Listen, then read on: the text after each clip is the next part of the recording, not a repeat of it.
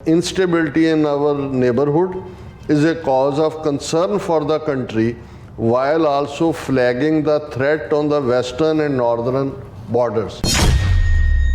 The world is in the most violent phase of its existence since World War II. ਇਹ in general ਠੀਕ ਹੈ statement, ਪਰ all of a sudden ਇਹ ਢਾਕੇ ਦੀਆਂ developments ਤੋਂ ਬਾਅਦ ਇਹਨਾਂ ਨੂੰ ਕਿਉਂ ਯਾਦ ਆਈ ਹੈ? ਨਾਰਥ ਈਸਟ ਜਿਹੜਾ ਇੰਡੀਆ ਨੇ ਦੱਬਿਆ ਹੋਇਆ, ਜਿਹਦੇ ਚੋਂ 7 ਸੂਬੇ ਕ੍ਰੀਏਟ ਕੀਤੇ, ਅਸਾਮ ਨੂੰ ਹੀ ਤੋੜ ਕੇ, ਤਾਂ ਕਿ ਲੋਕਾਂ ਦੇ ਹੱਥ 'ਚ ਕੁਛ ਨਾ ਕੁਛ ਦੇ ਕੇ ਕਰਨ, ਪਰ ਉਹ ਰੈਸਟਲੈਸ ਰੀਜਨ ਹੀ ਰਿਹਾ। ਉਹਨਾਂ ਦੇ ਲਈ ਤਾਂ ਜੰਗਲ ਉਹਨਾਂ ਦੇ ਨੈਚੁਰਲ ਹੈਬੀਟੈਟ ਨੇ।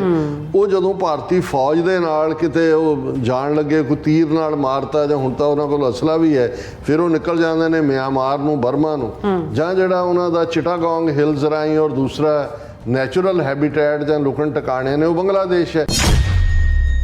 ਅਰੁਣਾਚਲ ਦੀ ਮੂਵਮੈਂਟ ਹੋਏ, ਤ੍ਰਿਪੁਰਾ ਦੀ ਹੋਏ, ਨਾਗਿਆਂ ਦੀ ਵੀ ਕਿਸੇ ਹੱਦ ਤੱਕ ਹੋਏ, ਮੀਜ਼ੋਆਂ ਦੀ ਹੋਏ, ਉਹਨਾਂ ਨੂੰ ਫੜ ਕੇ ਇਹਨੇ ਉਹਨਾਂ ਦੇ ਹਵਾਲੇ ਕੀਤਾ ਹੋਇਆ ਰਾਹ ਵਾਲਿਆਂ ਨੂੰ। ਇਹ ਬੰਗਲਾਦੇਸ਼ ਦੀਆਂ ਡਿਵੈਲਪਮੈਂਟਸ ਨੇ ਇਹਨਾਂ 7 ਸਟੇਟਾਂ ਦੀ ਆਜ਼ਾਦੀ ਦੀ ਫਾਊਂਡੇਸ਼ਨ ਰੱਖ ਦਿੱਤੀ ਹੈ।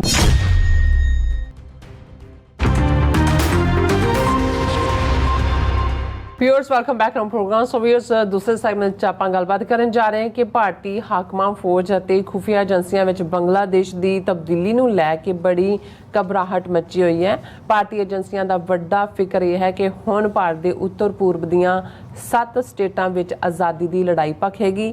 ਯਾਦ ਰਹੇ, ਸ਼ੇਖ ਹਸੀਨਾ ਨੇ ਇਹਨਾਂ ਸਟੇਟਾਂ ਦੇ ਆਜ਼ਾਦੀ ਘੁਲਾਟਿਆਂ ਨੂੰ ਫੜ ਕੇ ਭਾਰਤ ਦੇ ਹਵਾਲੇ ਕੀਤਾ ਸੀ। ਸੋ ਇਸ ਬਾਰੇ ਆਪਾਂ ਗੱਲਬਾਤ ਕਰਨ ਜਾ ਰਹੇ ਹਾਂ। ਸੋ ਅਸੀਂ ਚਾਹਾਂਗੇ ਕਿ ਤੁਸੀਂ ਇਸੇ ਤਰ੍ਹਾਂ ਬਣੇ ਰਹਿਣਾ। ਲਿਖਣ ਲਈ ਤੁਹਾਡਾ ਸਭ ਦਾ ਬਹੁਤ ਸ਼ੁਕਰੀਆ ਜੀ। ਡਾਕਟਰ ਸਾਹਿਬ, ਕੀ ਕਹਿਣਾ ਚਾਹੋਗੇ? ਦੇਖੋ, ਜਦੋਂ ਭਾਰਤ ਦੇ ਇਹ ਪੋਲੀਟੀਸ਼ੀਅਨਸ, ਖਾਸ ਤੌਰ 'ਤੇ ਮੋਦੀ ਦੇ ਤਾਂ ਮੂੰਹ ਨੂੰ ਜੰਦਾ ਲੱਗਾ ਹੋਇਆ, ਹੁਣ ਤਾਂ ਉਹ ਆਵਾਜ਼ ਘੱਟ ਹੀ ਕੱਢਦਾ, ਅਦਰਵਾਈਜ਼ ਦਮਗਜ਼ੇ ਮਾਰਨਾ ਔਰ ਇੱਧਰ ਉੱਧਰ ਵਿਸ਼ਵ ਗੁਰੂ, ਹੁਣ ਵਿਸ਼ਵ ਗੁਰੂ ਲਫ਼ਜ਼ ਸੁਣਿਆ ਹੀ ਕਈ ਦਿਨ ਲੰਘ ਗਏ। ਐਸ ਜੈ ਸ਼ੰਕਰ ਜਿਹਨੂੰ ਵੈਸੇ ਹੀ ਕੌਨਸਟੀਪੇਸ਼ਨ ਰਹਿੰਦੀ ਹੈ, ਕਵਰਜ਼ ਉਹਦੇ ਚਿਹਰੇ 'ਤੇ, ਤਾਂ ਹੁਣ ਇਵੇਂ ਹਵਾਈਆਂ ਉੱਡੀਆਂ ਹੋਈਆਂ ਨੇ ਜਿਵੇਂ ਤੁਸੀਂ ਅਰਬੀ, ਫਾਰਸੀ, ਅੰਗਰੇਜ਼ੀ, ਪੰਜਾਬੀ 'ਚ ਦੁਰ ਫਿਟੇ ਮੂੰਹ ਲਿਖੋ ਤੇ ਉਹ ਸਾਰੇ ਜ਼ੁਬਾਨਾਂ ਦੀ ਸਕ੍ਰਿਪਟ ਆਪਸ 'ਚ ਰਲ ਕੇ ਜੋ ਜਿਹਾ ਮੂੰਹ ਉਡਾ ਦੇ, ਉਹ ਜਿਹਾ ਐਸ ਜੈ ਸ਼ੰਕਰ ਦਾ ਬਣਿਆ ਹੋਇਆ। ਔਰ ਇੱਕ ਜ਼ਮਾਨੇ ਦੇ ਵਿੱਚ ਇਹੀ ਗੱਲ ਜਨਰਲ ਰਾਵਤ ਜਾਂ ਦੂਸਰੇ ਫੌਜੀ ਜਰਨੈਲਾਂ ਤੋਂ ਫਿਰ ਪ੍ਰੈਸ ਕਾਨਫਰੰਸਾਂ ਕਰਵਾਉਣ ਲੱਗ ਜਾਂਦੇ ਸੀ, ਤਾਂ ਕਿ ਲੋਕਾਂ ਦਾ ਮਨੋਬਲ ਕਾਇਮ ਰਹੇ ਕਿ ਜੀ ਸਾਡੀ ਫੌਜ ਤਿਆਰ ਹੈ। ਔਰ ਉਦੋਂ ਹੁੰਦਾ ਸੀ ਜੀ ਅਸੀਂ 2 ਪ੍ਰੋਂਗ ਵਾਰ ਲਈ ਵੀ ਤਿਆਰ ਹਾਂ, ਵੀ ਇੱਕੋ ਵੇਲੇ ਅਸੀਂ ਚਾਈਨਾ ਔਰ ਪਾਕਿਸਤਾਨ ਦੋਨਾਂ ਨੂੰ ਹੀ ਜਿਹੜਾ ਹੈ ਉਹ ਨਿਬੇੜ ਸਕਦੇ ਹਾਂ। ਹਾਲਾਂਕਿ ਇਸ ਦੇ ਉੱਤੇ ਉਹ ਪ੍ਰਵੀਨ ਸਾਹਨੀ ਨੇ ਕਈ ਵਾਰੀ ਕਿਹਾ ਵੀ ਉਹ ਹੋਸ਼ ਦੇ ਨਾਖੂਨ ਲਾਓ, ਕਿ ਵੀ ਤੁਸੀਂ ਇਸ ਇੱਕ ਮੁਲਕ ਤੁਸੀਂ ਪਾਕਿਸਤਾਨ ਨੂੰ ਹੀ ਹੈਂਡਲ ਨਹੀਂ ਕਰ ਸਕਦੇ। ਹੁਣ ਇਹ ਉਹ ਪਾਕਿਸਤਾਨ ਨਹੀਂ ਹੈ ਜਿਹੜਾ ਤੁਸੀਂ ਸਮਝਦੇ ਸੀ। ਜਿਸ ਕਿਸਮ ਦੇ ਇਸ ਤੁਹਾਡੇ ਸਾਰੀਆਂ ਨੀਤੀਆਂ ਨੇ ਚਾਈਨਾ ਔਰ ਪਾਕਿਸਤਾਨ ਨੂੰ ਇਕੱਲਾ ਟੁਗੈਦਰ ਹੀ ਨਹੀਂ ਕੀਤਾ ਕਿ ਭਾਈ ਉਹਨਾਂ ਦਾ ਸਿਸਟਮ ਕਿਸ ਹੱਦ ਤੱਕ ਹੈ। ਔਰ ਉਹ ਜ਼ਾਹਰ ਹੈ ਕਿ ਜਦੋਂ ਅਸੀਂ 2019 ਦੀ ਇਲੈਕਸ਼ਨ ਜਿੱਤਣ ਦੇ ਲਈ ਮੋਦੀ ਨੇ ਇਹ ਸਾਰਾ ਪੁਲਵਾਮਾ ਦੀ ਆੜ ਦੇ ਵਿੱਚ ਸਰਜੀਕਲ ਸਟ੍ਰਾਈਕ ਦਾ ਡਰਾਮਾ ਕੀਤਾ, ਤੇ ਜਿਹੜੀ ਮਿੰਟ 1.5 ਮਿੰਟ ਦੀ ਡੌਗ ਫਾਈਟ ਸੀ ਹਵਾ ਦੇ ਵਿੱਚ, ਉਹਨੇ ਦੱਸ ਦਿੱਤਾ ਵੀ ਤੁਸੀਂ ਰਾਫੇਲ ਲੈ ਆਓ ਫਰਾਂਸ ਤੋਂ ਕਿ ਕੋਈ ਹੋਰ ਲੈ ਆਓ। ਇਨ ਦਾ ਐਂਡ ਜਿਹੜੀ ਤੁਹਾਡੀ ਬਰੇਵਰੀ ਹੈ ਜਾਂ ਤੁਹਾਡੀ ਨਿਡਰਤਾ ਹੈ, ਉਹ ਡਿਸਾਈਡ ਕਰਦੀ ਹੈ ਕਿਸੇ ਨੂੰ ਵੀ। ਔਰ ਉਹਦੇ 'ਚ ਇਹਨਾਂ ਨੇ ਆਪਣਾ ਉਹ ਮੁੱਛਾਂ ਵਾਲਾ ਕੀ ਸੀ, ਅਭਿਮਨਿਊ ਵਰਗਾ ਨਾਂ ਸੀ ਉਹਦਾ, ਉਹਨੂੰ ਵੀ ਜਿਹੜਾ ਕੈਦ ਕਰਵਾਇਆ, ਔਰ ਕੀ ਇਹਨਾਂ ਦਾ ਹਾਲ ਹੋਇਆ। ਸੋ ਇਸ ਸਾਰੇ ਦੇ ਚੱਲਦਿਆਂ ਮੈਂ ਦੇਖ ਰਿਹਾ ਸੀ ਕਿ ਵੀ ਭਾਰਤ ਦੇ ਫੌਜੀ ਅਜੀਤ ਡੋਵਾਲ ਵੀ ਕਿਤੇ ਨਜ਼ਰ ਨਹੀਂ ਆਇਆ, ਕੋਈ ਦੂਜੇ ਨੇ। ਕੁਦਰਤੀ ਮੇਰੀ ਨਜ਼ਰ ਦਾ ਹਿੰਦੂ ਅਖਬਾਰ ਦੀ ਜਿਹੜਾ ਉਹ ਮੇਨ ਖਬਰ ਦੇ ਉੱਤੇ ਪਈ, ਔਰ ਇਹ ਚੀਫ ਆਫ ਡਿਫੈਂਸ ਸਟਾਫ ਹੈ, ਇਹ ਇੱਕ ਨਵਾਂ ਚਿਹਰਾ ਕੱਢਿਆ ਇਹਨਾਂ ਨੇ, ਅਨਿਲ ਚੌਹਾਨ। ਇਹਨਾਂ ਨੇ MO India 2024 conference C military ammunition make in India ਦੇ ਉੱਤੇ, ਔਰ ਇਹ ਨਵੀਂ ਦਿੱਲੀ ਦੇ ਵਿੱਚ ਹੋਈ, 8 ਅਗਸਤ ਦੀ ਡੇਟ ਲਾਈਨ ਹੈ। ਔਰ ਇਹ chief of defence staff Anil Chauhan ਨੇ ਜੋ ਕਿਹਾ, ਇਹਨਾਂ ਨੇ ਉਹਦੀ ਹੈਡਲਾਈਨ ਬਣਾਈ, instability in India's neighbourhood is a concern says CDS। ਇਹਨਾਂ ਨੂੰ ਵੀ ਨਜ਼ਰ ਆ ਗਿਆ ਹੁਣ ਇਨਸਟੇਬਿਲਿਟੀ ਤਾਂ ਚੱਲ ਹੀ ਰਹੀ ਹੈ, ਪਾਕਿਸਤਾਨ ਨਾਲ ਸੰਬੰਧਾਂ 'ਚ ਕੀ ਹੈ, श्रीलंका च भी जड़ा राजा पाकसे ਉਹਦੇ ਨਾਲ ਕੀ ਹੋਇਆ ਉਹਨੂੰ ਵੀ ਇਹਨਾਂ ਨੇ ਕੋਈ ਢਾਰਸ ਨਹੀਂ ਸੀ ਦਿੱਤੀ। ਬੰਗਲਾਦੇਸ਼ ਤਾਂ ਹੱਥੋਂ ਹੀ ਨਿਕਲ ਗਿਆ। ਹੁਣ ਇਸ ਸਾਰੇ 'ਚ ਮੈਂ ਇਸ ਨੂੰ 2 ਵਾਰੀ ਪੜ੍ਹਿਆ ਔਰ ਮੈਂ ਬਿਟਵੀਨ ਦਾ ਲਾਈਨਸ ਵੀ ਪੜ੍ਹਨ ਦੀ ਕੋਸ਼ਿਸ਼ ਕਰ ਰਿਹਾ ਸੀ ਕਿ ਵੀ ਇਹ ਮੈਸੇਜ ਕੀ ਦੇਣਾ ਚਾਹੁੰਦੇ ਨੇ ਜਾਂ ਕੀ ਹੈ। ਪਰ ਇਹਦੇ 'ਚੋਂ ਅਗੇਨ ਇਹਦੇ ਚੀਫ ਆਫ ਡਿਫੈਂਸ ਸਟਾਫ ਦੇ ਬਿਆਨ 'ਚੋਂ ਵੀ ਤੁਹਾਨੂੰ ਇੱਕ ਘਬਰਾਹਟ ਨਜ਼ਰ ਆਉਂਦੀ ਹੈ। ਔਰ ਇਹ ਘਬਰਾਹਟ ਦਾ ਕਾਰਨ ਮੁੱਢਲੇ ਤੌਰ ਤੇ ਇੱਕ ਤਾਂ ਇਹੀ ਹੈ ਕਿ ਵੀ ਬੰਗਲਾਦੇਸ਼ ਹੱਥੋਂ ਗਿਆ। ਦੂਸਰਾ, ਜਿਵੇਂ ਕੱਲ ਜਦੋਂ ਮੈਂ ਗੱਲ ਕੀਤੀ ਕਿ ਜਿਹੜੀਆਂ 7 ਜਿਨ੍ਹਾਂ ਨੂੰ ਸਿਸਟਰ ਸਟੇਟਸ ਕਹਿੰਦੇ ਨੇ ਨਾਰਥ ਈਸਟ ਦੀਆਂ, ਹੁਣ ਇਸ ਗੱਲ ਦਾ ਧਿਆਨ ਰਹੇ ਜੇ ਅਸੀਂ ਅਸਾਮ ਦਾ ਜਦੋਂ ਜ਼ਿਕਰ ਕਰਦੇ ਹਾਂ, ਇੱਕ ਜ਼ਮਾਨਾ ਸੀ ਅਸਾਮ ਬੰਗਾਲ ਦਾ ਹਿੱਸਾ ਹੀ ਸੀ ਪ੍ਰੀ 47 ਔਰ ਅਸਾਮ ਦੇ ਵਿੱਚ ਅੱਜ ਵੀ ਮੇਰਾ ਖਿਆਲ ਹੈ 40% ਦੇ ਕਰੀਬ ਮੁਸਲਿਮ ਪਾਪੂਲੇਸ਼ਨ ਹੈ। ਭਾਵੇਂ ਉਹਨੂੰ ਘਟਾ ਰਹੇ ਨੇ, ਕਿਸੇ ਨੂੰ ਬੰਗਲਾਦੇਸ਼ੀ ਕਹਿ ਕੇ ਉਹਨੂੰ ਡੀਫਰੈਂਚਾਈਜ਼ ਕਰ ਦਿੰਦੇ ਨੇ, ਵੋਟ ਦੇਣ ਦਾ ਹੱਕ ਖੋਹ ਲੈਂਦੇ ਨੇ ਜਾਂ ਦੂਜੇ। ਔਰ ਦੋਨੋਂ ਬੰਗਾਲ ਜਿਹੜਾ ਅੱਜ ਦਾ ਬੰਗਲਾਦੇਸ਼ ਔਰ ਵੈਸਟ ਬੰਗਾਲ ਹੈ ਇੰਡੀਆ ਦਾ, ਉਹਦੀ ਟੁਗੈਦਰਨੈਸ ਪਲੱਸ ਅਸਾਮ।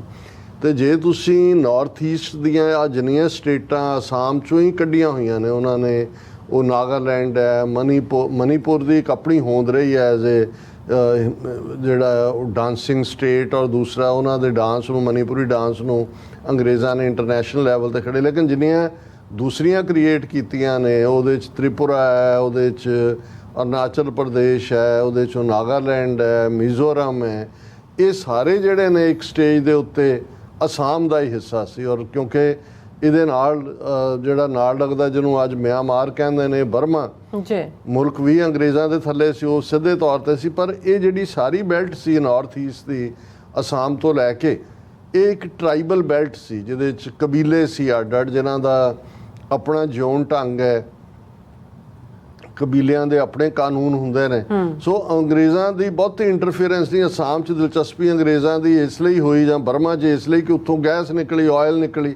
ਬਰਮਾ ਸ਼ੈਲ ਜਿਹਦਾ ਨਾਂ ਰੱਖਿਆ ਗਿਆ ਉਹ ਬਰਮਾ 'ਚੋਂ ਹੀ ਨਿਕਲਿਆ ਸੀ ਆਇਲ, ਔਰ ਉਹ ਸਾਰੇ 'ਚ ਉਹਨਾਂ ਦੀ ਦਿਲਚਸਪੀ ਸੀ। ਸੋ ਅੰਗਰੇਜ਼ਾਂ ਨੇ ਨਾ ਤਾਂ ਇਹ ਬਾਰਡਰ ਜਿਹੜਾ ਸੀ ਪ੍ਰੋਪਰਲੀ, ਜੇ ਤੁਸੀਂ ਈਵਨ ਲਦਾਖ ਜਾਂ ਦੂਜੇ ਹਵਾਲੇ ਨਾਲ ਵੀ ਦੇਖੋ, ਜਿਹੜੀ ਅੱਜ ਲਾਈਨ ਆਫ ਐਕਚੁਅਲ ਕੰਟਰੋਲ ਕਿਹਾ ਜਾਂਦਾ ਹੈ ਚੀਨ ਔਰ ਭਾਰਤ, ਉੱਥੇ ਵੀ ਅੰਗਰੇਜ਼ਾਂ ਦੀ ਦਿਲਚਸਪੀ ਨਹੀਂ ਸੀ ਅਦਰ ਦੈਨ ਕਿ ਉਹਨਾਂ ਨੂੰ ਉੱਥੇ ਕੋਈ ਨੈਚੁਰਲ ਜਿਹੜੇ ਨੇ ਉਹ ਮਿਲ ਜਾਣ ਅਸੈਟ, ਜਿਹੜੇ ਉਹ ਤੇਲ ਹੈ, ਸੋਨਾ ਹੈ, ਚਾਂਦੀ ਹੈ, ਬਾਕਸਾਈਟ ਹੈ, ਕੋਈ ਹੋਰ ਨਿਕਲ ਆਏ ਤੇ ਉਹਦੇ ਥੱਲੇ ਉਹਦੇ ਤੇ ਉਹ ਕਬਜ਼ਾ ਕਰ ਲੈਂਦੇ ਸੀ। ਲੋਕਾਂ ਦੀ ਜ਼ਿੰਦਗੀ 'ਚ ਉਹਨਾਂ ਦੀ ਦਿਲਚਸਪੀ ਨਹੀਂ ਸੀ। ਇਸ ਲਈ ਕਬੀਲੇ ਜਿਹੜੇ ਨੇ ਇਹ ਸਾਰੇ 'ਚ, ਕਿਉਂਕਿ ਇਹ ਕਬੀਲਿਆਂ ਦੀ ਸੁਸਾਇਟੀ ਹੈ, ਉਹ ਸੈਮਾਈ ਆਟੋਨੋਮਸ ਸੀ, ਇੰਡੀਪੈਂਡੈਂਟ ਹੀ ਸੀ, ਉਹਨਾਂ ਦੇ ਨਾਲ ਇਹ ਇੰਟਰਫੇਅਰ ਨਹੀਂ ਸੀ ਕਰਦੇ। ਇਸ ਲਈ ਚਾਈਨਾ ਨਾਲ ਵੀ ਬੇਸ਼ੱਕ ਜਿਹੜੀ ਇਹਨਾਂ ਨੇ 1912 ਦੇ ਨੇੜੇ ਤੇੜੇ ਮੈਕਮੋਨ ਲਾਈਨ ਖਿੱਚੀ, ਉਦੋਂ ਭਾਵੇਂ ਚਾਈਨਾ ਅਜੇ ਗੁਲਾਮ ਵਰਗਾ ਹੀ ਸੀ, ਲੇਕਿਨ ਉਹਨਾਂ ਨੇ ਉਹ ਨਹੀਂ ਸੀ ਮੰਨੀ। ਉਹ ਝਗੜਾ ਖੁੱਲ੍ਹਾ ਰਿਹਾ ਔਰ ਇੰਡੀਆ ਨੂੰ ਉਹੀ ਬ੍ਰਿਟਿਸ਼ ਇੰਡੀਆ ਮਿਲਿਆ ਔਰ ਚੀਨ ਨੇ ਕਿਹਾ ਵੀ ਤੁਸੀਂ ਸਾਡੇ ਨਾਲ ਲਾਈਨ ਬਰਾਬਰ ਕਰ ਲਓ, ਕੀ ਹੈ। ਹੁਣ ਇਸੇ ਤਰ੍ਹਾਂ ਇਹ ਜਿਹੜੇ ਨਾਗਿਆਂ ਦੀ ਤਾਂ ਇੱਕ ਵੱਖਰੀ ਕਹਾਣੀ ਹੈ। ਬਿਲਕੁਲ, ਨਾਗਿਆਂ ਦੀ ਹੋਂਦ, ਨਾਗਿਆਂ ਨਾਲ ਵੀ ਉਹੀ ਕੁਝ ਹੋਇਆ ਜੋ ਕਿਸੇ ਹੱਦ ਤੱਕ ਕਸ਼ਮੀਰੀਆਂ ਨਾਲ ਹੋਇਆ ਜਾਂ ਸਿੱਖਾਂ ਨਾਲ ਹੋਇਆ। ਔਰ ਇਸ ਲਈ ਜਿਹੜੀ ਨਾਗਾਲੈਂਡ ਦੀ ਸਟਰਗਲ ਹੈ ਉਹ ਵੀ 1947 ਤੋਂ ਫੌਰਨ ਬਾਅਦ 1948 ਦੇ ਪੀਰੀਅਡ 'ਚ ਸ਼ੁਰੂ ਹੋ ਗਈ ਸੀ, ਕਿਉਂਕਿ ਉਹਨਾਂ ਨਾਲ ਵੀ ਇਹੀ ਪ੍ਰੋਮਿਸਿਸ ਸੀ ਕਿ ਵੀ ਉਹਨਾਂ ਦੀ ਉਹ ਇੰਡੀਪੈਂਡੈਂਟ ਹੋਂਦ ਨੂੰ ਮੰਨਣਗੇ। ਔਰ ਨਾਗੇ ਤਾਂ ਅੱਜ ਵੀ ਲੜ ਰਹੇ ਨੇ। ਹੁਣ ਵੀ ਉਹਨਾਂ ਦੇ ਇੱਕ ਗਰੁੱਪ ਦੇ ਨਾਲ ਪਿਛਲੇ ਪਤਾ ਨਹੀਂ 18 ਸਾਲਾਂ ਤੋਂ ਅਮਨ ਵਾਰਤਾ ਚੱਲ ਰਹੀ ਹੈ ਜਿਹੜੀ ਕਿਸੇ ਕੰਢੇ ਨਹੀਂ ਲੱਗ ਰਹੀ। ਮਨੀਪੁਰ ਦਾ ਇੱਕ ਆਪਣਾ ਇਤਿਹਾਸ ਹੈ ਔਰ ਮਨੀਪੁਰ ਦੇ ਹਿੰਦੂ ਗੁਰੀਲੇ ਵੀ, ਕਿਉਂਕਿ ਉਹਨਾਂ ਦੀ ਇੱਕ ਆਪਣੀ ਹੋਂਦ ਹੈ। ਪਰ ਜੇ ਤੁਸੀਂ ਉਹਨਾਂ ਦੀਆਂ ਸ਼ਕਲਾਂ ਦੇਖੋ, ਇੱਕ ਤਾਂ ਉਹ ਕਬੀਲੇ ਨੇ, ਕਬੀਲਿਆਂ 'ਚ ਉਹਨਾਂ ਦਾ ਫਖਰ ਹੈ, ਤੇ ਉਹ ਜਿਹੜੀਆਂ ਇੰਡੀਅਨ ਰੇਸਿਸ ਨੇ ਉਹ ਨਹੀਂ ਨੇ, ਉਹ ਮੰਗਲੋਇਡ ਨੇ। ਔਰ ਉਹਨਾਂ ਦੀਆਂ ਸ਼ਕਲਾਂ ਤੁਸੀਂ ਹੁਣ ਈਵਨ ਜੇ ਸਾਨੂੰ ਕੋਈ ਜਾਪਾਨੀ, ਚੀਨੀ, ਨਾਰਥ ਕੋਰੀਅਨ, ਸਾਊਥ ਕੋਰੀਅਨ ਜਾਂ ਕਿਸੇ ਹੱਦ ਤੱਕ ਈਵਨ ਫਿਲੀਪੀਨੀ ਜਾਂ ਇਹਨਾਂ ਦਾ ਵੀ ਸਾਨੂੰ ਪਤਾ ਨਹੀਂ ਲੱਗਦਾ ਹੈ, ਕਿਉਂਕਿ ਉਹਨਾਂ ਦੇ ਸਾਰਿਆਂ ਦਾ ਜਿਹੜਾ ਸਟਰਕਚਰ ਹੈ, ਬੋਨੀ ਸਟਰਕਚਰ ਹੈ, ਉਹ ਤਾਂ ਉਹ ਮੰਗਲੋਇਡ ਰੇਸ ਵਾਲਾ ਹੈ। ਇਸੇ ਤਰ੍ਹਾਂ ਇਹ ਜਿਹੜੀਆਂ ਨਾਰਥ ਈਸਟ ਜਿਹੜਾ ਇੰਡੀਆ ਨੇ ਦੱਬਿਆ ਹੋਇਆ, ਜਿਹਦੇ 'ਚੋਂ 7 ਸੂਬੇ ਕ੍ਰੀਏਟ ਕੀਤੇ ਅਸਾਮ ਨੂੰ ਹੀ ਤੋੜ ਕੇ, ਤਾਂ ਕਿ ਲੋਕਾਂ ਦੇ ਹੱਥ 'ਚ ਕੁਛ ਨਾ ਕੁਛ ਦੇ ਕੇ ਕਰਨ, ਪਰ ਉਹ ਰੈਸਟਲੈਸ ਰੀਜਨ ਹੀ ਰਿਹਾ ਔਰ ਉੱਥੇ ਬਗਾਵਤਾਂ ਰਹੀਆਂ। ਇਹੀ ਕਾਰਨ ਹੈ ਜਦੋਂ ਤੁਸੀਂ ਵੀਜ਼ਾ ਕੋਈ ਬਾਹਰਲਾ ਸਿਟੀਜ਼ਨ ਅਪਲਾਈ ਕਰਦਾ ਹੈ, ਉੱਥੋਂ ਲਈ ਸਪੈਸ਼ਲ ਪਰਮਿਸ਼ਨ ਲੈਣੀ ਪੈਂਦੀ ਹੈ, ਉਹ ਤੁਹਾਨੂੰ ਉਹਦਾ ਸ਼ਾਮਲ ਜਾਣ ਨਹੀਂ ਦਿੰਦੇ ਆ, ਕਿਉਂਕਿ ਉਹ ਆਲਮੋਸਟ ਫੌਜ ਦਾ ਕੰਟਰੋਲ ਹੈ। ਔਰ ਉਹਨਾਂ ਕਬੀਲਿਆਂ ਨੇ ਗਿਵ ਅਪ ਨਹੀਂ ਕੀਤਾ ਔਰ ਉਹਨਾਂ ਦੇ ਲਈ ਤਾਂ ਜੰਗਲ ਉਹਨਾਂ ਦੇ ਨੈਚੁਰਲ ਹੈਬਿਟੇਟ ਨੇ। ਉਹ ਜਦੋਂ ਭਾਰਤੀ ਫੌਜ ਦੇ ਨਾਲ ਕਿਤੇ ਉਹ ਜਾਣ ਲੱਗੇ, ਕੋਈ ਤੀਰ ਨਾਲ ਮਾਰਤਾ ਜਾਂ ਹੁਣ ਤਾਂ ਉਹਨਾਂ ਕੋਲ ਅਸਲਾ ਵੀ ਹੈ, ਫਿਰ ਉਹ ਨਿਕਲ ਜਾਂਦੇ ਨੇ ਮਿਆਂਮਾਰ ਨੂੰ, ਬਰਮਾ ਨੂੰ, ਜਾਂ ਜਿਹੜਾ ਉਹਨਾਂ ਦਾ ਚਿਟਾਗੋਂਗ ਹਿਲਸ ਰਾਹੀਂ ਔਰ ਦੂਸਰਾ ਨੈਚੁਰਲ ਹੈਬਿਟੇਟ ਜਾਂ ਲੁਕਣ ਟਿਕਾਣੇ ਨੇ ਉਹ ਬੰਗਲਾਦੇਸ਼ ਹੈ, ਜਿਹੜਾ ਪੂਰਬੀ ਬੰਗਾਲ ਸੀ, ਕਿਉਂਕਿ ਮੈਂ ਜਿਵੇਂ ਕਿਹਾ ਵੀ ਦੋਵੇਂ ਬੰਗਾਲ ਔਰ ਅਸਾਮ ਇੱਕ ਸੂਬਾ ਸੀ। ਹੁਣ ਸ਼ੇਖ ਹਸੀਨਾ ਤੋਂ ਜਿਹੜਾ ਸਭ ਤੋਂ ਡਰਟੀ ਕੰਮ ਇਹਨਾਂ ਨੇ ਕਰਵਾਇਆ, ਬਾਕੀ ਵੀ ਉਹਨਾਂ ਨੇ ਬੰਗਲਾਦੇਸ਼ ਦੇ ਹਿੱਤ ਏਅਰ ਜਿਹੜਾ ਉਹਦਾ ਟ੍ਰੇਨ ਟ੍ਰਾਂਜ਼ਿਟ ਲੈ ਲਿਆ, ਉੱਥੇ ਹੋਰ ਆਪਣੀਆਂ ਟ੍ਰੇਡ $20-22 ਬਿਲੀਅਨ ਦਾ ਜਿਹੜੀਆਂ ਚੀਜ਼ਾਂ ਉਹ ਐਕਸਪੋਰਟ ਕਰਦਾ ਇੰਡੀਆ ਬੰਗਲਾਦੇਸ਼ ਨੂੰ, ਤਾਂ ਉੱਥੋਂ ਬੰਗਲਾਦੇਸ਼ ਦਾ $2 ਬਿਲੀਅਨ ਦਾ ਟ੍ਰੇਡ ਵੀ ਨਹੀਂ ਹੈ ਜਿਹੜਾ ਦੂਜਾ। ਉਹ ਟ੍ਰੇਡ ਡੈਫਿਸਿਟ ਆਪਣੇ ਹੱਕ ਤੇ ਉਹਨਾਂ ਨੂੰ ਈਵਨ ਚੀਨ ਵੱਲ ਬਹੁਤਾ ਨਹੀਂ ਵਧਣ ਦਿੱਤਾ, ਜਿਵੇਂ ਅਸੀਂ ਜ਼ਿਕਰ ਕੀਤਾ ਸੀ ਵੀ ਉਹਨੂੰ ਪੋਰਟ ਤੱਕ ਐਕਸੈਸ ਨਹੀਂ ਦਿੱਤੀ, ਇੰਡੀਆ ਨੇ ਖੁਦ ਲੈ ਲਈ। ਲੇਕਿਨ ਜਿਹੜਾ ਇਸ ਤੋਂ ਵੀ ਡਰਟੀ ਕੰਮ ਸੀ ਜਿਹਦੇ ਥੱਲੇ ਇਹ ਪਾਰਲੀਮੈਂਟ 'ਚ ਖਲੋ ਕੇ ਦਾਅਵਾ ਕਰਦੇ ਸੀ ਜੀ ਕਿ ਦੇਖੋ ਕਾਂਗਰਸ ਤੋਂ ਔਰ ਦੂਸਰੇ ਤੋਂ ਕਾਬੂ ਨਹੀਂ ਸੀ ਹੋਈ ਜਿਹੜੀ ਹੈ ਇਹ 7 ਸਿਸਟਰਸ ਦੀਆਂ ਫਰੀडम ਮੂਵਮੈਂਟਸ, ਅਸੀਂ ਕਿਵੇਂ ਅਮਨ ਲੈ ਆਂਦਾ। ਔਰ ਐਵੇਂ ਨਹੀਂ ਲਿਆਂਦਾ, ਇਸ ਵੇਲੇ 7 ਦੀਆਂ 7 ਸਟੇਟਾਂ ਦੇ ਵਿੱਚ ਜਾਂ ਬੀਜੇਪੀ ਦੀ ਸਿੱਧੀ ਹਕੂਮਤ ਹੈ ਜਾਂ ਜਿਹੜੀ ਕੋਲੀਸ਼ਨ ਗਵਰਨਮੈਂਟ ਬਣੀ ਹੈ ਉਹਦੇ 'ਚ ਬੀਜੇਪੀ ਬਣੀ ਹੋਈ ਹੈ। ਸੋ ਇਹਦਾ ਇੱਕ ਵੱਡਾ ਰੀਜ਼ਨ ਸੀ ਕਿ ਬੰਗਲਾਦੇਸ਼ ਰਾਹੀਂ, ਕਿਉਂਕਿ ਉਹਨਾਂ ਦੇ ਸਾਰੇ ਲੀਡਰਾਂ ਨੂੰ ਉਹਨਾਂ ਦੇ 'ਚ ਅਰੁਣਾਚਲ ਦੀ ਮੂਵਮੈਂਟ ਹੋਏ, ਤ੍ਰਿਪੁਰਾ ਦੀ ਹੋਏ, ਨਾਗਿਆਂ ਦੀ ਵੀ ਕਿਸੇ ਹੱਦ ਤੱਕ ਹੋਏ, ਮੀਜ਼ੋਆਂ ਦੀ ਹੋਏ, ਉਹਨਾਂ ਨੂੰ ਫੜ ਕੇ ਇਹਨੇ ਉਹਨਾਂ ਦੇ ਹਵਾਲੇ ਕੀਤਾ ਹੋਇਆ ਰਾਹ ਵਾਲਿਆਂ ਦੇ। ਅੱਛਾ। ਔਰ ਮਿਆਂਮਾਰ ਦੇ ਨਾਲ ਵੀ ਇਹਨਾਂ ਨੇ ਸਮਝੌਤਾ ਕਰਕੇ ਤਾਂ ਹੀ ਰੋਹਿੰਗਿਆ ਮੁਸਲਮਾਨਾਂ ਦਾ ਜੇ ਉਹ ਜੈਨੋਸਾਈਡ ਕਰ ਰਹੇ ਨੇ, ਇੰਡੀਆ ਬੋਲਦਾ ਨਹੀਂ ਹੈ। ਰਾਦਰ ਜਿਹੜੇ ਵਿਚਾਰੇ ਕੋਈ ਜਾਨ ਬਚਾ ਕੇ ਆਏ ਨੇ ਉਹਨਾਂ ਨੂੰ ਵੀ ਕੁਛ ਪੈਠੀਏ ਦੱਸ ਕੇ, ਇਹ ਤਾਂ ਜਿਹੜਾ UN ਦਾ ਡੰਡਾ ਨਾ ਹੁੰਦਾ ਤੇ ਇਹਨਾਂ ਨੇ ਰੋਹਿੰਗਿਆ ਇੰਡੀਆ 'ਚ ਵੀ ਮਾਰੇ ਹੋਣੇ ਸੀ। ਸੋ ਇਹਨਾਂ ਹਾਲਾਤਾਂ 'ਚ ਸਾਡੇ ਇੱਕ ਮਿੱਤਰ ਸੈਕਰਾਮੈਂਟੋ ਤੋਂ ਉਹਨਾਂ ਦੀ ਅੱਜ ਕਾਲ ਸੀ, ਕਹਿਣ ਲੱਗੇ ਜੀ ਤੁਸੀਂ ਬਹੁਤ ਚੰਗਾ ਐਕਸਪਲੇਨ ਕੀਤਾ, ਜਿਹੜਾ ਨਾਰਥ ਈਸਟ ਦੀਆਂ ਸਟੇਟਾਂ ਦੀ ਫਰੀडम ਮੂਵਮੈਂਟ ਜਿਹੜੀ ਹੈ ਉਹ ਬੜੀ ਤੇਜ਼ੀ ਨਾਲ ਆਏਗੀ। ਉਹਨਾਂ ਨੇ ਕਿਹਾ ਕਿ ਵੀ ਇਹ ਬੰਗਲਾਦੇਸ਼ ਦੀਆਂ ਡਿਵੈਲਪਮੈਂਟਸ ਨੇ ਇਹਨਾਂ 7 ਸਟੇਟਾਂ ਦੀ ਆਜ਼ਾਦੀ ਦੀ ਫਾਊਂਡੇਸ਼ਨ ਰੱਖ ਦਿੱਤੀ ਹੈ। ਮੈਂ ਕਿਹਾ ਜੀ ਤੁਹਾਡਾ ਇਹ ਬਹੁਤ ਢੁਕਵਾਂ ਲਫ਼ਜ਼ ਹੈ ਕਿ ਫਾਊਂਡੇਸ਼ਨਸ ਆਫ ਫਰੀडम। ਔਰ ਇਹ ਸਾਰੇ ਦੇ ਚੱਲਦਿਆਂ ਜੇ ਤੁਸੀਂ ਇਹਨਾਂ ਦਾ ਜੇ ਫੀਅਰ ਦੇਖੋ, ਇਹ ਹੁਣ ਅਨਸਟੇਬਿਲਿਟੀ ਦੀ ਗੱਲ ਇਹ ਅਜੇ ਚੌਹਾਨ ਜਿਹੜਾ ਹੈ ਉਹ ਕਰ ਰਿਹਾ ਹੈ, ਅਨਿਲ ਚੌਹਾਨ, ਔਰ ਇਹ ਉਹਨੇ ਕਹਿੰਦਾ ਕਿ ਵੀ ਇਹ ਜਿਹੜਾ instability in our neighbourhood is a cause of concern for the country while also flagging the threat on the western and northern borders. Western Pakistan ਦੇ ਨਾਲ, ਨਾਰਦਰਨ ਜ਼ਾਰ ਹੈ ਚਾਈਨਾ ਦੇ ਨਾਲ, ਔਰ ਫਿਰ ਉਹ ਇਹ ਡਰਾਵਾ ਦੇ ਰਿਹਾ ਕਿ ਜਿਹੜੀ ਹਾਲਤ ਹੁਣ ਬਣ ਗਈ ਹੈ, the world is in the most violent phase of its existence since World War II, ਕਿ ਦੂਸਰੇ ਸੰਸਾਰ ਯੁੱਧ ਤੋਂ ਬਾਅਦ, ਇਹ ਇਨ ਜਨਰਲ ਠੀਕ ਹੈ ਸਟੇਟਮੈਂਟ, ਪਰ ਆਲ ਆਫ ਏ ਸਡਨ ਇਹ ਢਾਕੇ ਦੀਆਂ ਡਿਵੈਲਪਮੈਂਟਸ ਤੋਂ ਬਾਅਦ ਇਹਨਾਂ ਨੂੰ ਕਿਉਂ ਯਾਦ ਆਈ ਹੈ। ਫਿਰ ਉਹਨੇ ਕਿਹਾ ਜੀ ਭਾਰਤ ਦਾ ਇੱਕ ਆਪਣਾ ਸਾਡੇ ਸਾਹਮਣੇ ਬਹੁਤ ਵੱਡੇ ਸਿਕਿਉਰਿਟੀ ਚੈਲੰਜ ਨੇ, ਸਾਡੀ ਪ੍ਰੋਕਸੀ ਵਾਰ ਪਾਕਿਸਤਾਨ ਦੇ ਨਾਲ ਚੱਲ ਰਹੀ ਹੈ ਜੰਮੂ ਕਸ਼ਮੀਰ 'ਚ, ਜਿੱਥੇ ਕਿ ਪੀਰ ਪੰਜਾਲ ਦੇ ਦੱਖਣ ਦੇ ਵਿੱਚ ਅਚਾਨਕ ਇਸ ਪ੍ਰੋਕਸੀ ਵਾਰ 'ਚ ਤੇਜ਼ੀ ਆਈ ਹੈ ਕਿ ਜੀ ਪਾਕਿਸਤਾਨ ਵੱਲੋਂ ਕੁਝ ਪੈਠੀਆਂ ਆ ਰਹੇ ਨੇ। ਫਿਰ ਇਸੇ ਤਰ੍ਹਾਂ ਜਿਹੜਾ ਸਾਡਾ ਲੰਬਾ ਝਗੜਾ ਚੀਨ ਦੇ ਨਾਲ ਹੈ ਉਹ ਹੋਰ ਅੱਗੇ ਵੱਧਦਾ ਜਾ ਰਿਹਾ ਹੈ। ਇਹ ਵੱਡੇ 2 ਸਿਕਿਉਰਿਟੀ ਚੈਲੰਜ ਨੇ ਜਿਹੜੇ ਅਸੀਂ ਫੇਸ ਕਰ ਰਹੇ ਹਾਂ। ਔਰ ਹੁਣ ਜਿਹੜੀ ਹੈ ਦਾ instability in our neighbourhood is another cause of concern for us. ਇਹ ਹੁਣ ਨੇ ਕਿਹਾ ਨਹੀਂ ਕਿ ਵੀ ਆ ਜਿਹੜੀਆਂ 7 ਨਾਰਥ ਈਸਟ ਦੀਆਂ ਸਿਸਟਰ ਜਿਨ੍ਹਾਂ ਨੂੰ ਭੈਣਾਂ ਕਿਹਾ ਜਾਂਦਾ ਹੈ, ਇਹ ਜਿਹੜੀਆਂ ਅਸੀਂ ਮੁਕਾਦਤਾ ਸੀ ਕੰਮ ਇਹਦੇ ਨਾਲ ਸ਼ੇਖ ਹਸੀਨਾ ਨਾਲ ਮਿਲ ਕੇ ਇਹ ਜਿਹੜਾ ਇਹ ਵਾਪਸ ਉਹਨਾਂ ਦੀ ਰਿਵਾਈਵਲ ਹੋਏਗੀ।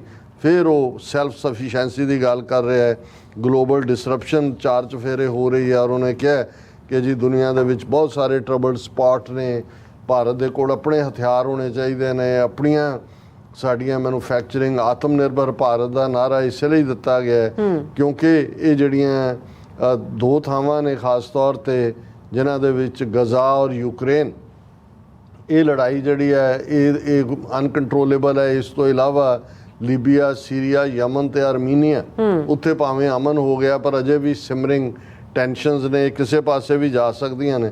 ਸੋ ਕੁੱਲ ਮਿਲਾ ਕੇ ਅਸੀਂ ਇਹ ਸਮਝਦੇ ਹਾਂ ਕਿ ਜਦੋਂ ਇਸ ਸਿਚੁਏਸ਼ਨ ਵੱਲ ਅਸੀਂ ਦੇਖ ਰਹੇ ਹਾਂ ਜਿਹੜੀ ਬੰਗਲਾਦੇਸ਼ ਤੇ ਇਸ ਨਵੇਂ ਰੰਗ ਦੇ ਨਾਲ ਆਈ ਹੈ, ਇਸ ਦਾ ਜੇ ਕਿਸੇ ਪਾਸਿਓਂ ਤੁਸੀਂ ਦੇਖ ਲਓ ਆਰਥਿਕ ਤੌਰ ਤੇ ਜੇ 20-22 ਬਿਲੀਅਨ ਡਾਲਰ ਦਾ ਟ੍ਰੇਡ ਸੀ ਤੇ ਓਬਵੀਅਸਲੀ ਵਨ ਸਾਈਡਡ ਸੀ। ਹੁਣ ਜਿਹੜਾ ਵੀ ਬੰਗਲਾਦੇਸ਼ 'ਚ ਰਜੀਮ ਆਏਗਾ ਉਹ ਪ੍ਰੋ ਅਮਰੀਕਾ ਹੋਏ ਪ੍ਰੋ ਚਾਈਨਾ ਹੋਏ, ਪਰ ਇੱਕ ਗੱਲ ਸਰਟਨ ਹੈ ਪ੍ਰੋ ਇੰਡੀਆ ਨਹੀਂ ਹੁੰਦਾ। ਔਰ ਇਸ ਸਾਰੇ ਦੇ ਥੱਲੇ ਮੰਗ ਤਾਂ ਉੱਥੇ ਹੀ ਉੱਠ ਰਹੀ ਹੈ। ਉਹਨਾਂ ਦੀ ਜਿਹੜੀ ਸੁਪਰੀਮ ਕੋਰਟ ਹੈ ਬੰਗਲਾਦੇਸ਼ ਦੀ, ਉਹਨਾਂ ਦੀ ਸੁਪਰੀਮ ਕੋਰਟ ਬਾਰ ਦੇ ਚੇਅਰਮੈਨ ਨੇ ਇੰਡੀਆ ਨੂੰ ਕਿਹਾ ਕਿ ਵੀ ਇਹ ਸ਼ੇਖ ਹਸੀਨਾ ਨੂੰ ਸਾਡੇ ਹਵਾਲੇ ਕਰੋ, ਸ਼ੀ ਸ਼ੁੱਡ ਸਟੈਂਡ ਟਰਾਇਲ। ਇੱਥੇ ਉਹਦੇ ਤੇ ਮੁਕੱਦਮਾ ਹੋਏਗਾ।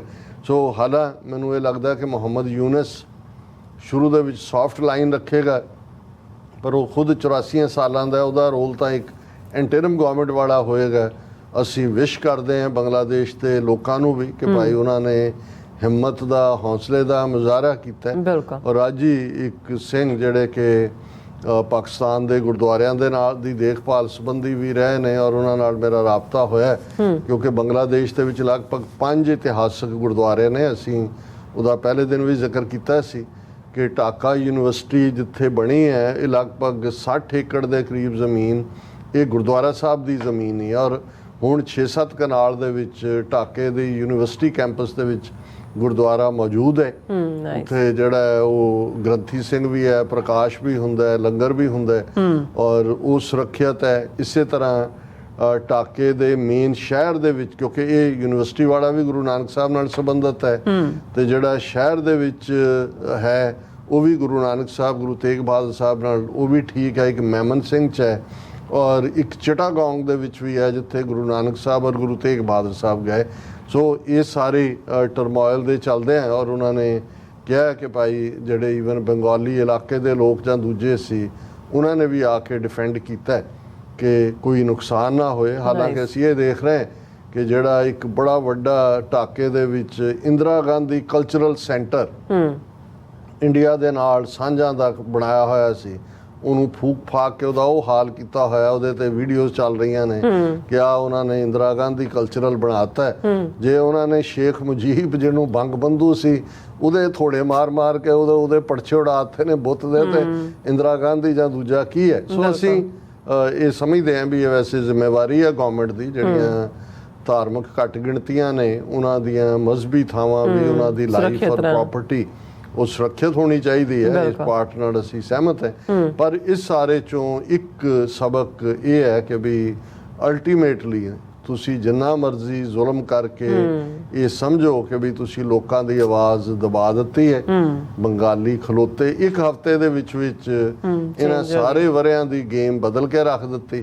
ਔਰ ਇਸ ਨੇ ਨਾਰਥ ਈਸਟ ਦੀਆਂ 7 ਭੈਣਾਂ ਜਿਹੜੀਆਂ ਨੇ ਭੈਣਾਂ ਸਟੇਟਾਂ, ਉਹਨਾਂ ਦੀ ਆਜ਼ਾਦੀ ਦਾ ਵੀ ਮੁੱਢ ਬੰਨ੍ਹ ਦਿੱਤਾ ਹੈ। ਔਰ ਜ਼ਾਹਰ ਹੈ ਕਿ ਅਮਰੀਕਾ ਦਾ ਫੁੱਟਹੋਲਡ ਵੀ ਜਿਹੜਾ ਸਾਊਥ ਏਸ਼ੀਆ ਦੇ ਵਿੱਚ ਹੋਇਆ ਔਰ ਨਿਊ ਮੈਪ ਮੇਕਿੰਗ ਦੇ ਵਿੱਚ ਇਹਨਾਂ ਤਿੰਨੇ ਹੀ ਮੁਲਕਾਂ ਚਾਈਨਾ, ਪਾਕਿਸਤਾਨ ਔਰ ਭਾਰਤ ਦੇ ਵਿਚਾਲੇ ਇੱਕ ਬਫਰ ਸਟੇਟ ਦੇ ਤੌਰ ਤੇ ਖਾਲਿਸਤਾਨ ਦੀ ਕਾਇਮੀ ਵੱਲ ਵੀ ਜ਼ਰੂਰ ਬਹੁਤ ਜਲਦੀ ਪੇਸ਼ਕਦਮੀ ਹੋਏਗੀ। ਜੀ ਡਾਕਟਰ ਸਾਹਿਬ ਤੁਹਾਡਾ ਬਹੁਤ ਬਹੁਤ ਧੰਨਵਾਦ। ਸੋ ਅਥਲੇ ਨੇ ਬ੍ਰੇਕ ਵਿਊਅਰਸ ਤੁਸੀਂ ਇਸੇ ਤਰ੍ਹਾਂ ਜੁੜੇ ਰਹਿਣਾ, ਮਿਲਦੇ ਹਾਂ ਆਫਟਰ ਦਿਸ ਸ਼ਾਰਟ ਬ੍ਰੇਕ।